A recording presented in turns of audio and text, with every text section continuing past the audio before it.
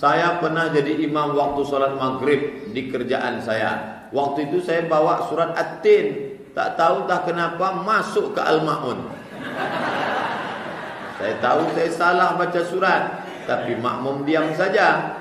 Pas waktu selesai baru saya dikasih tahu bahwa saya sudah baca surat. Itu grogi namanya. Wat-tini waz-zaitun. Langsung membelok dia. Tapi saya bilang ke mereka, kenapa kalian diam?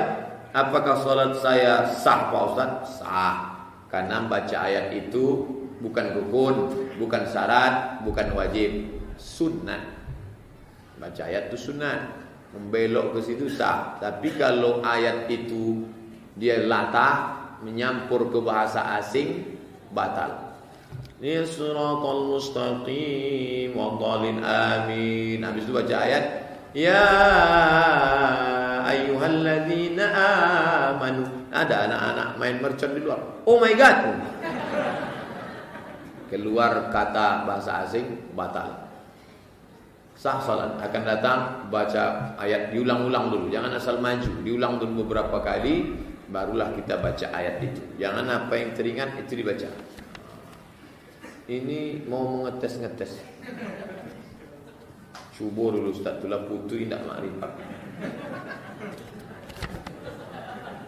Ustaz, boleh tak solat lebih dari satu solat? Boleh tak mengqadha solat lebih dari satu solat? Kalau solat yang tinggal dulu banyak, mau diqadha, dianjurkan satu kali saja selesai solat fardu. Habis isya tadi, qadha satu. Usolli fardal isya 4 raka'atin qadha'an. Besok habis subuh begitu. Berapa lama? Sebanyak yang tinggal. Berapa tahun tinggal? 10 tahun Pak Ustaz. Qadha sampai 2027. Begitu dalam kitab Al-Fiqhul Islami wa Adillatuh. Saya tak bisa baca Arab Pak Ustaz. Baca tulisan Ustaz Sarwan. Tulis di Google qadha spasi Sarwan, enter. Ustaz Sarwan Tamat Lipia membuka website Rumah Fikih. Dibahasnya tentang salat qadha. Tapi saya menjelaskan itu bukan dari Ustaz Sarwan. Itu untuk saya referensikan yang baca buku tak bisa baca Arab, baca Latin. Bagaimana cara mengganti barang yang pernah kita ambil tapi saya tak tahu siapa pemilik barang itu? Contohnya bakwan waktu SMP dulu. Satu hari makan 2, bayar 3, bayar 2, bayar 2, 1 tak dibayar. Hitunglah berapa bakwan selama seminggu itu. Ingat berapa harga zaman itu, harga emas. Karena harga rupiah mengalami inflasi, tak bernilai lagi. Maka bayarlah. Kemana membayarnya? Berikan ke lembaga yang dinikmati masalih ammah, kepentingan umum. Masjid, MDA, panti jompo, fakir miskin, anak yatim, kepentingan orang banyak. Niatnya bukan niat sedekah, mengembalikan uang umat kepada umat. Apakah itu hizbiyun Ustaz? Ini kelompok salafi yang tidak mau berpartai. Ini kelompok salafi yang berpartai. Yang tak berpartai mengejek yang berpartai, hizbiyun, hizbiyun, sururiyun. Salafi yang pro ke ikhwan muslimin itu dituduh hizbiyun. Salafi yang pro ke PKS itu dituduh hizbiyun. Hizbi artinya partai. Sedangkan ini yang tak mau berpartai. Kami tidak berpartai. Kami inilah yang ahlus sunnah. Jadi sesama dia pun main kelahi juga. Saya dengar ceramah Ustadz Abu Hamzah Yusuf, kata beliau, Syekh Abdul Aziz bin Bas memfatwakan kalau foto, video itu sama dengan gambar dan itu tidak diperbolehkan. Bagaimana menurut Ustadz?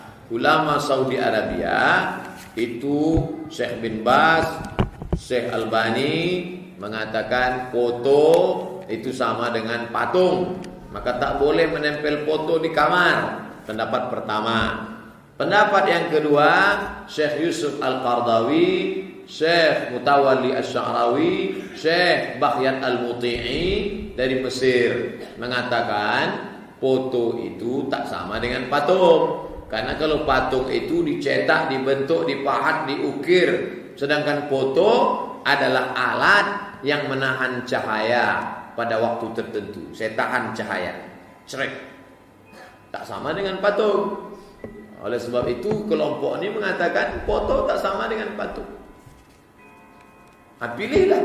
Saya condong yang mengatakan sama. Cabutlah foto-foto di kamar tu, bakar semuanya. Memang udah lama mau saya bakar Pak Ustaz, apalagi foto bini saya ini katanya. Kalau yang ini tidak. Bedakan antara hukum foto dengan hukum pose.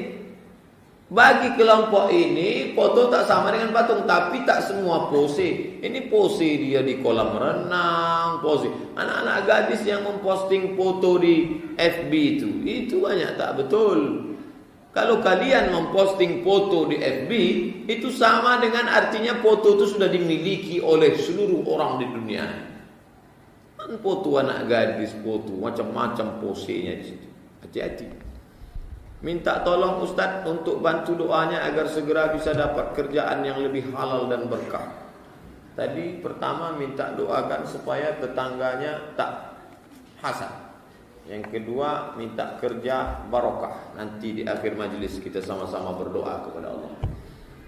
Saya ada usaha, perusahaan, hasil dari usaha itu saya keluarkan zakat 2,5%. Mantap. Pertanyaan saya, apakah aset-asetnya dikeluarkan juga zakatnya Pak Ustaz? Tidak. Keuntungannya saja. Berapa keuntungannya? Hitung dengan kadar emas 2,5%. 2,5%, maka keluarkanlah zakatnya 2,5% dari 85 gram.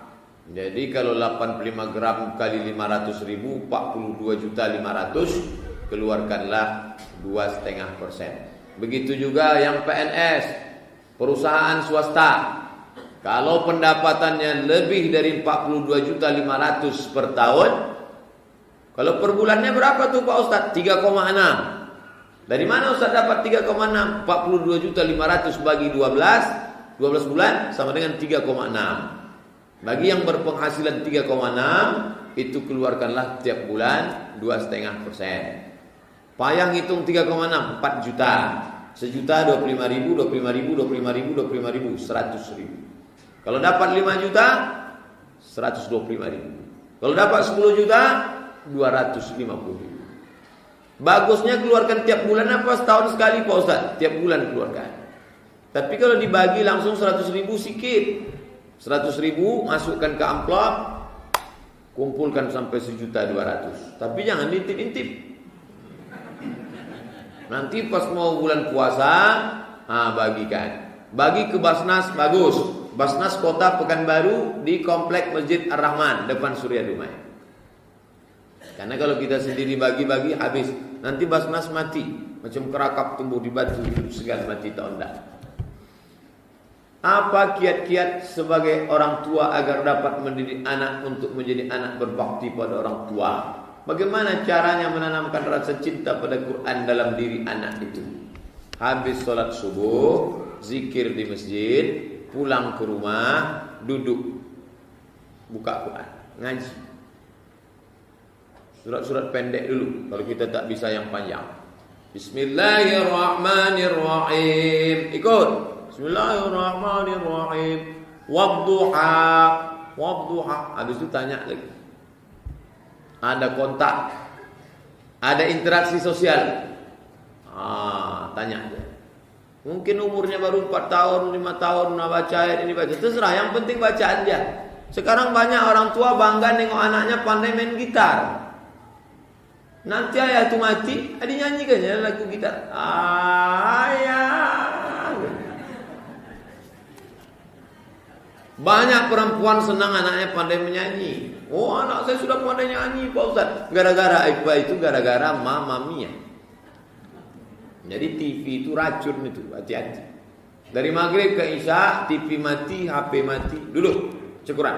Kalau kebetulan tak ada pengajian. Maghrib mengaji. Bagaimana pendapat Ustaz mengenai seorang pengikut Salafi? Dia mendidik anaknya menghafal Quran saja. Salafi itu pakai level-level. Ada kelas ekonomi, ada VIP, ada VVIP. Ada yang keras, tak tentu arah. pakai muka seram saja. Tapi ada yang lunak, yang baik. Maka saya kalau sudah bahas salafi, tak bisa saya pukul rata semuanya. Tidak. Ada yang baik, baik sama saya, respect, sopan. Nah, itu. Tapi kalau yang tak tentu arah, ini salah, ini salah, ini salah, ini salah, pusing kepala kita. Masalah dia masukkan anaknya untuk ngapal Quran, bagus. Apa salahnya? Bagus ngapal Quran. Masukkan sekolah ngapal Quran. Imam Syafi'i sudah hafal Quran umur 7 tahun. Bagus.